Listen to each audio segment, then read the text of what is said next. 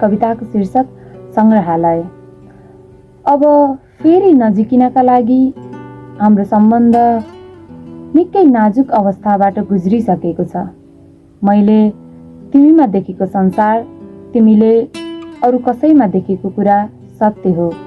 म लुगा सुकाउने तारमा तुर्लुङ्ग झुन्डिरहेको पुरानो अज्ञात कपडा जस्तै सबै रङहरू उडेर चिन्नै नसकिने भएकी छु। अब कसैले पनि मलाई आफ्नो आसपासमा बोलाउन सक्दैन। त्यही तार नजिक तिमी पनि बेला बेला न्यानो हुने न्युरे आए जस्तो लाग्छ अनि एउटा अदृश्य शक्तिले तिमीलाई तानेर लैजान्छ र हामीलाई टाढा बनाउँछ। तिमीले नरुचाएका मेरा बानीहरू अब बिराना भएका छन्। खोइ कसले खोसिदियोस् हातबाट सिगरेट अनि पोलिदियोस् नाडीका रौँहरू।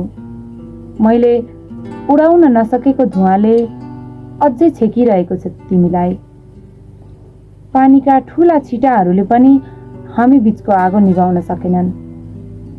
त्यही सेकिरहेको मेरो मुटु अब सुकिसकेको छ। अरू कोही अटाउनका निम्ति फुटाउनै पर्छ तिम्रो मेरो विगतको सङ्ग्रहालय। अरू कोही अटाउनका निम्ति फुटाउनै पर्छ तिम्रो मेरो विगतको सङ्ग्रहालय। Thank you.